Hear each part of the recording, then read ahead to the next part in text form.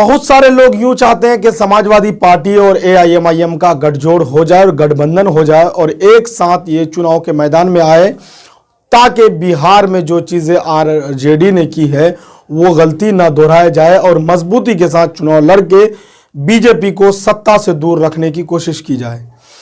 ये चीज़ें बहुत सारे लोगों के मन में, ख्याल में, बहुत सारे लोग सोच भी रहे हैं और इसको करने की पूरी तरह से कोशिश भी कर रहे हैं।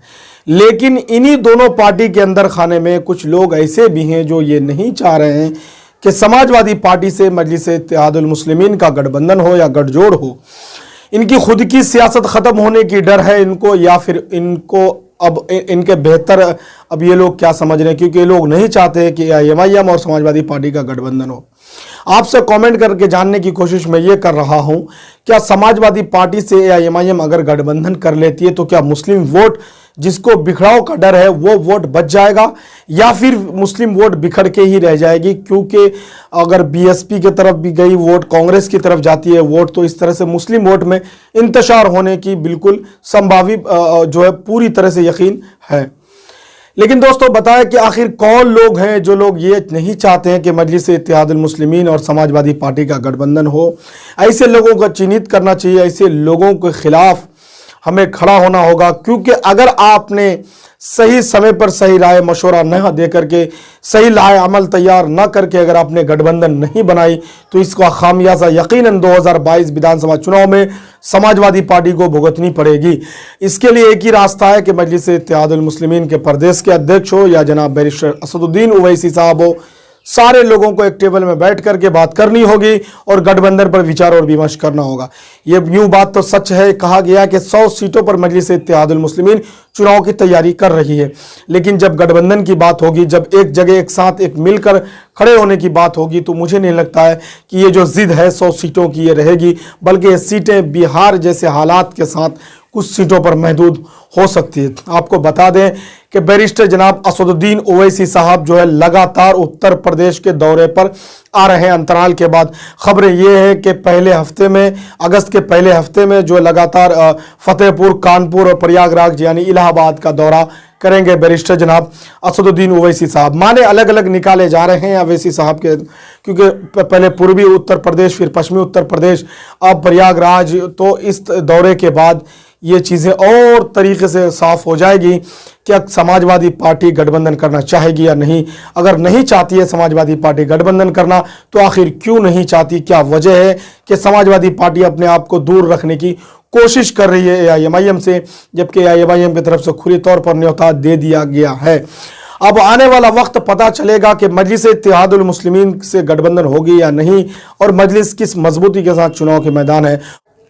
उत्तर प्रदेश में विधानसभा चुनाव सारी पार्टियां तैयारियों में लगी हुई है। इससे पहले बहुजन समाजवादी पार्टी की तरफ से ब्राह्मण सम्मेलन किया गया और एसपी की तरफ से कहा यह जा रहा था कि मुस्लिम सम्मेलन होगा। तो सारी पार्टियां अपनी अपनी सम्मेलन को करने की, साधने की कोशिश कर रहे हैं। अलग अलग ज़ात, अलग अलग लोगों के वोट को, अलग अलग तबके के लोगों के वोट को साधने के लिए अलग अलग प्रकार के सम्मेलन कर रहे हैं। लेकिन मजलिस इत्तेहादुल मुस्लिमीन किसी एक ज़ात, किसी बिरादरी, किसी मज़हब का सम्मेलन नहीं करने वाली है, बल्कि मजलिस इत्तेहादुल मुस्लिमीन के सुप्रीमो बैरिस्टर जनाब असदुद्दीन ओवैसी साहब जो है सारे लोगों का एक साथ में बुद्धिजीवी सम्मेलन करेंगे। खबर ये आ रही है कि प्रयागराज यानी इलाहाबाद और कानपुर और जो दीगर अजला है, इन अजला में अगस्त के शुरुआती हफ्ते में और 10 अगस्त से पहले मजलिस इत्तेहादुल मुस्लिमीन के सुप्रीमो बैरिस्टर जनाब असदुद्दीन ओवैसी साहब का दौरा होना है और यहाँ सम्मेलन होना है। कार्यकर्ताओं को भी संबोधित करेंगे और यहाँ चुनावी सभा भी करेंगे। और मजलिस इत्तेहादुल मुस्लिमीन का टारगेट अब खुल करके सामने आ चुका है। मजलिस इत्तेहादुल मुस्लिमीन यूँ तो अल्पसंख्यक वोटों पर हमेशा निशाना साधती है और उनका निशाने पर अल्पसंख्यक वोट होते हैं, लेकिन इस बार कुछ मुख्तलिफ है। मजलिस इत्तेहादुल मुस्लिमीन की तरफ से जो गठबंधन बनाई गई है, जो पार्टियां दीगर और सारी पार्टियां हैं, सारी पार्टियों में अलग अलग प्रकार के जो लोग हैं, दलित, महादलित, पिछड़ा या जो ब्राह्मण समाज या फिर जितने लोग हैं, तो मजलिस इत्तेहादुल मुस्लिमीन इस बार जो नज़र जमाए हैं वो नज़र उनका दलित वोटों पर भी उत्तर प्रदेश में है। ये बात अलग है कि ब्राह्मण समाज को लेकर के मायावती जी 2 बार शासन कर चुकी है, हुकूमत में आ चुकी है, फिर वो उसी तरीके पर अमल करने की कोशिश कर रही है। लेकिन मजलिस इत्तेहादुल मुस्लिमीन के लिए पहली बार है, ये नया काम होगा जब कोई सम्मेलन करने जा रही है मजलिस इत्तेहादुल मुस्लिमीन, जहाँ कोई ज़ात मजहब नहीं बल्कि बुद्धिजीवी लोग होंगे और एक टेबल पर बैठ करके बैरिस्टर जनाब असदुद्दीन ओवैसी साहब गुफ्तगू करेंगे।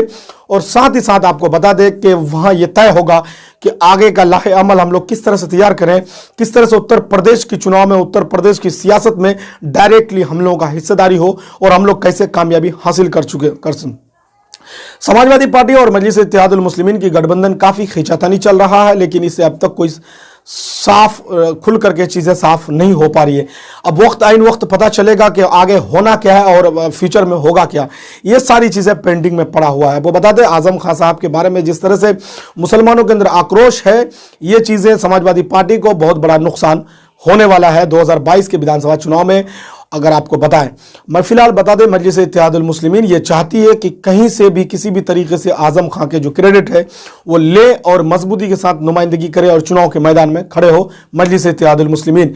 और इसी को लेकर के लगातार अंतराल के बाद बैरिस्टर जनाब असदुद्दीन ओवैसी साहब जो है उत्तर प्रदेश की दौरा कर रहे हैं और अब शुरू हफ्ते में अगस्त में उत्तर प्रदेश में मजलिस इत्तेहादुल मुस्लिमीन के सुप्रीमो बैरिस्टर जनाब असदुद्दीन ओवैसी साहब का चुनावी दौरा होना है। ये चीज़ें खबरें आ रही है। लेकिन बता दें आपको प्रदेश अध्यक्ष जनाब शौकत अली साहब जो हैं वो लगातार दौरे पे दौरे लगातार जारी रखे हुए हैं। हर अजला हर जिला में लगातार वो जा रहे हैं और संगठन को साध रहे हैं और मजबूती के साथ संगठन को तैयार कर रहे हैं।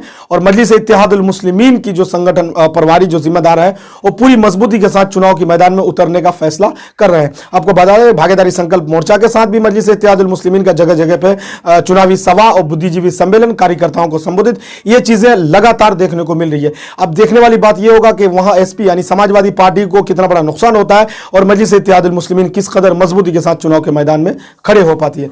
लगातार अपडेट के साथ हम आपसे हाजिर रहेंगे, जब तक आप देखते रहिए खबरें। अस्सलाम वालेकुम, मशारिब इरफानी तमाम लोगों का इस्तकबाल है खबर MIM में। दोस्तों यूं तो उत्तर प्रदेश विधानसभा चुनाव में काफी वक्त है। यूं समझ लीजिए कि 2022 में उत्तर प्रदेश में विधानसभा चुनाव है, लेकिन जिस तरीके से पार्टियां चुनाव की मैदान में उतर चुकी है, ऐसा लगता है कि चुनाव आयोग का नोटिफिकेशन जारी हो गया है। सारी पार्टियां, चाहे BSP हो, SP हो, कांग्रेस हो, BJP हो, RLD हो, BSP हो, जितनी भी पार्टियां हैं, अब तो खबरें ये आ रही कि RJD भी वहां जा रही है, मुकेश सहनी भी, और वहां TMC भी जा रही है चुनाव लड़ने के लिए। और वहां एक नाम जो सबसे ज़्यादा चर्चे में है, बहुत सारी पार्टियां तो उनको हल्के में लेती है लेकिन चर्चे बड़े कर ले लगते हैं, वो है मजलिस इत्तेहादुल मुस्लिमीन AIMIM का, जिनके सुप्रीमो बैरिस्टर जनाब असदुद्दीन ओवैसी साहब हैं। आपने थंबनेल के अंदर देखा होगा कि मैंने आखिर क्या कहने की कोशिश की है। यूं तो बहुत सारे लोग यूं चाहते हैं कि समाजवादी पार्टी और AIMIM का गठजोड़ हो जाए और गठबंधन हो जाए और एक साथ ये चुनाव के मैदान में आए।